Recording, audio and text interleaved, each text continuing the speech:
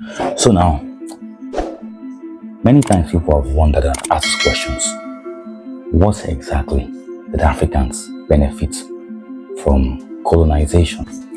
And many in fact have argued that colonization was only a system that benefited one side, but the other side was heavily disadvantaged. Let's dive deeper. Our story we often hear is one of exploitation, violence, and stolen futures. And make no mistake, that story is actually true because all of these things happened in reality, and we can see and cite real examples of these things taking place. But before we get there, let's pause because colonialism did leave a few things that I believe benefited Africans. So colonization wasn't just all about murder, rampage, and mass looting of the African people. But there were also some things that happened because no society grows in isolation.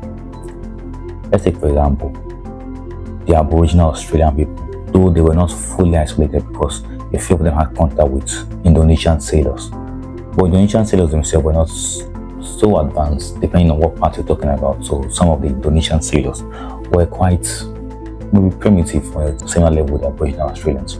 So the Aboriginal Australians were not really advanced. One of the reasons was because they were isolated for many years and also because they were nomadic. I made a video previously about how nomadic cultures were usually less advanced than sedentary cultures. Now back to our video, because this video is about Africans. What exactly did colonization leave Africans as a kind of benefits? Let's dive deeper. Now, the number one benefit we can see is infrastructure. Infrastructure means road, railway system, as schools, as well as hospitals. And all these, yes, they were majorly and primarily tailored to address the need of the British people. But then, at some point, they also began addressing the needs of the local Nigerians because obviously, Nigeria was like a factory for the Europeans. And in a factory, if your workers are dying, they won't make much money from them. So, they brought the schools to help us learn the basics of reading and writing. Not that we're completely illiterate. And in fact, I'm going to make another video about African literacy system before European colonization. So, for example, the Hausa people and some Yorubas were using the Ajami script. And Ajami script is a localized form of Arabic script, just the same way Persians in Iran use Arabic script to write their language, even though originally they had their own writing system. And even Urdu in Pakistan, though Pakistanis were more similar to Indians and they had their own previous indigenous alphabet, but at the influence of Islam, this was vastly replaced by the Arabic script due to Persian influence. Now, it's also important to note that these colonial roads and railway systems were not fully built to benefit the Africans, just like the same way the schools were built for Africans to learn so that they would work for the British people. The trains were also built for the British, and so trains were not built in places that had low economic prospects. It's not really infrastructure to help people travel from one place to the other. No, it wasn't that. It was for conquest reasons. So the train moved from north to south. From the north of the countries, not only Nigeria, many other African countries that had coastal ports had the same infrastructure in place. And most of the trains just went in one direction, straight to the sea coast. And this was done so in such a way that to be easier for them to transport their goods from one part of the country to the other. And the coast for a reason, because at the coast waited the ships. So the ships would carry these goods all the way to Europe for them to consume in their kitchens and in their parlors, and to build their trains and their bridges with steel that they got from Africa. But this also left some negative impacts. For example, in Guinea, big holes were left in the ground because people were digging for iron ore. However, this same iron ore that devastated the whole ecosystem of the country of Guinea was used in making frying pans for the kitchens of Europe. So you can see the dilemma here. Impoverishing an entire nation just to create frying pans for your people. Very silly. Now, one earliest proponent of this ideology that Africans benefited from colonization was Léopold Senghor. He was a Senegalese poet, philosopher, and political activist who later became the president of Senegal. Now, Léopold Sédar of Senegal, poet, philosopher, and later president, argued that colonialism, despite its brutality, opened Africa to new ideas, languages, and philosophies Africans could reshape for themselves. So now you could see, narrative here wasn't just about Europeans coming to destroy Africa or coming to loot Africa. It was Africans creating a new narrative for themselves. So Africans should not expect Europeans to build Africa for Africans. Africans should not expect Chinese people to come and build Africa for Africans. Africans should not expect Russians to come and help us build our own nation. It is for us to use our various experiences that we gathered out of the contact we have with these people and use them in developing ourselves. So countries like Singapore has risen to where it is today, not because they were superhuman, but because they had a good leader who was able to see the benefits in the contact they had with other civilizations of the world. Prior to the 1950s, Singapore was just a slum with tilt houses built mostly from wood, not just proper wood actually, but mostly from sticks gathered from the forest. It had no infrastructure, it had no resources. But Lee Kuan Yew, I think that's his name, was able to bring about many developments in Singapore. And this is exactly what African leaders need. Now, let's talk about the true cost of this infrastructure that we brought to Africa, both the schools, the clinics, and everything. Now, millions lost their land, forced into labor on plantations and in mines. In the Congo Free State under King Léopold II, men had their hands cut off if rubber quotas were not met. Entire villages were destroyed. It's estimated that 10 million Congolese died during that era of terror. And for some reason, King Leopold is still celebrated as a kind of hero in Belgium. And some Congolese don't even know much about this, or they know it, but they don't really teach it, or they don't really talk much about it. While the world would point fingers at Mao Zedong. I wanted to mention Hitler, but Hitler was a completely horrible human being, But then people condemn Mao Zedong, but they, in most cases, praise King Leopold. And it was only in the present era that people began to speak up about King Leopold. Prior to, let me say, 2015, people didn't really talk much about King Leopold. They saw him as someone who brought Christianity to Congo because that was his original narrative. He claimed that he wanted to bring Congo to Christianity, to the love of Christ. He actually just wanted that particular region for its economic prowesses. If Congo wasn't rich, he won't have his eyes there. In Guinea, the French pushed massive mining projects for iron ore and gold. Gold that was shipped to Britain, melted into coins, and even used for something as ordinary as frying pans. The digging left behind vast ecological scars, deep craters in the earth, villages uprooted, water sources poisoned, all for some nonsensical fantasies in people's mind. In South Africa, diamonds in Kimberley and gold in Johannesburg created immense wealth for Europe, while African miners worked in brutal, dangerous conditions. Past laws restricted their movement, and their families were pushed into reserves and later into apartheid Bantustans. Now, if you're conversant with the history of apartheid, apartheid didn't just begin with South Africa. It began with Britain itself, and many South Africans might use it as an excuse that they started apartheid because Britain were afraid that what happened in Botswana also happened in South Africa. So if you do not know, Botswana had one of the most revolutionizing beginnings in world history. In their earliest years, towards their independence, one of their princes got married to a British woman, and both parties saw this as an abomination. Both the Africans and the Europeans saw this as unacceptable. Later on, the country later mellowed down and they permitted the marriage to hold. So some South Africans claim that the British were horrified at a British woman getting married to an African, and so they wanted to prevent any of such incidents. So they told South Africans to implement apartheid to prevent any more racial mixing between blacks and whites, because they felt the Botswanans would encourage other black people to marry white women. But then history will always have its own way.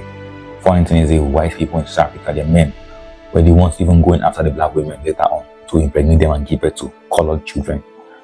So you can only try to place your laws, but then humans will always be humans. Now in Kenya, fertile land was seized for white settlers. African farmers were either displaced or forced to work as laborers on what used to be their own soil. When the Mau Mau fought back in the 1950s, they faced concentration camps, torture, and executions. And if there's one thing you do not know about the Mau Mau rebellions of Kenya, Barack Obama's own grandfather was a victim of the Mau Mau rebellion. Maybe I'll give a detailed video about this later on. In German East Africa, the Maji Maji rebellion erupted in 1905 after Africans were forced to grow cotton for export instead of food for themselves. German forces crushed the resistance, leaving over 250,000 dead, many more from famine because they didn't have land to farm food crop for themselves. All the lands were seized by the Germans, and these lands was used to plant crops that only the Germans needed, not the local Africans. Across the continent, African cultures, languages, and religions were suppressed, were seen as demonic and backwards. Children were punished in schools for speaking their own native languages. Spiritual practices were outlawed or ridiculed. The Berlin Conference of 1884 carved artificial borders, dividing ethnic groups and merging rivals into the same colonies. A perfect example of this is Nigeria and Niger. In the northern part of Nigeria, we have the Hausa people. In the southern part of Niger, we have the Hausa people as well. The Hausa people in Niger and Nigeria could have been united into one country, but because the French and the British had their own agreements, and they drafted these borders based on geography, maybe rocks, mountains, rivers, which had nothing to do with the people's settlements. These people ended up being divided. Another example is, I think, the Oromo people of Ethiopia. There are Oromos in Ethiopia and also Oromos in Kenya, and even Somalis. Somalis in Somalia, Somalis in Kenya, Somalis in Ethiopia as well. But then you could see that in all of these cases, enemies were joined together into one country, and brothers were divided into different countries. Like the Hausa brothers were divided, and then were forced to live with people that they didn't really have a cordial relationship with. People like the Igalas, the Jukuns, the Idoma, and the Bini. The Igala and the Jukum, for example, were part of an ancient civilization called Kwarafa, which was the arch-enemy of the Hausa kingdom. But the now we cannot put our differences aside and work as one united country. History will always have its place. Anyone can be an enemy of anyone, but it's left to us to either continue making the mistakes of history or to write a new narrative for ourselves. Economies were built to serve Europe. Colonies exported raw materials and imported finished goods. This created dependency because Africans were only supplying the raw materials and were receiving the finished goods, but they were not given the freedom to manufacture these things. An example is in South Africa, where the British passed a law prohibiting the local Africans from making their own native beer. Instead, they forced them to buy alcohol from the British suppliers. So imagine restricting people from manufacturing things that they have been manufacturing for centuries. And it wasn't only beers. Other countries in Africa also had similar restrictions placed that prevented people from manufacturing things themselves and forced them to only buy them from the Europeans. A perfect example is guns. So, guns were previously manufactured by Africans, in some cases like Benin and Ashanti. But later on, the Europeans forced the Africans to stop producing guns because they saw it as a threat. The Africans kept on producing guns, they could stage a rebellion and dethrone the government. So they also placed restrictions, and which also stand still today in name of so-called peace deals or arms deals or whatever deals, I don't care what they call it. These deals are used to keep Africans from developing arms. All other countries of the world, not only Africans particularly, but many other countries of Europe and North America have their own weapons. But then people of the so-called third world are prevented from having these weapons under some disguised laws that are actually put in place to hold these nations captive. However, Africans are very stubborn people. We're not like the Aboriginal Australians or the Red Indians. I'm not claiming that these people are inferior in some ways, but just for you to know, even when Africans were enslaved in the Americas, they were not keeping quiet. They kept on carrying out rebellion.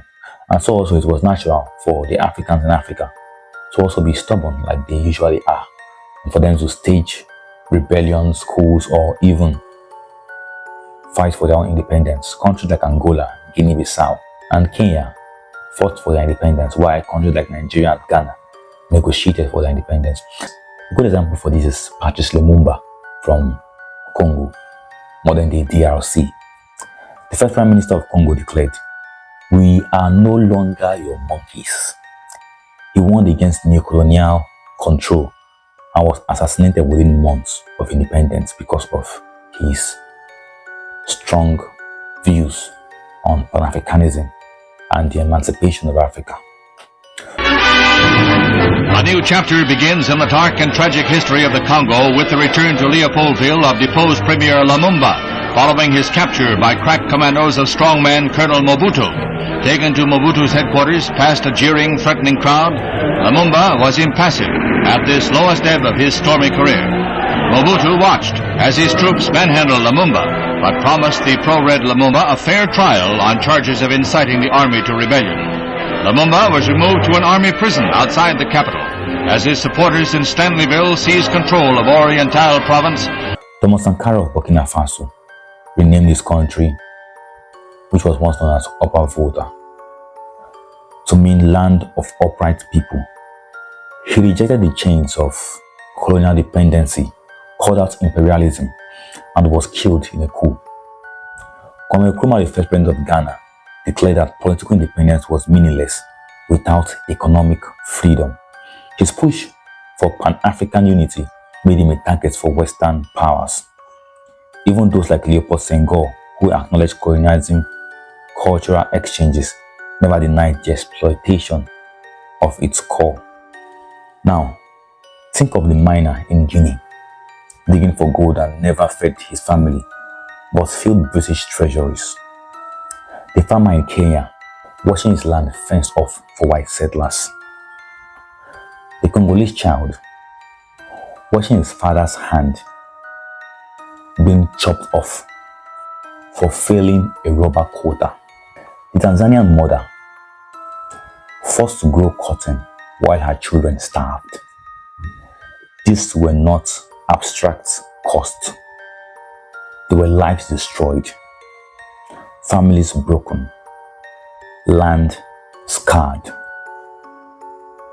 Yes, Africa inherited railways, schools, and hospitals, but the tracks led to Europe's ports. The schools taught loyalty to the colonizers. The hospitals served more settlers than local Africans. The greatest legacy of colonialism was not what it built, but what Africans destroyed when they tore its chain apart. Thank you, and see you in my next video. Don't forget to subscribe to my channel.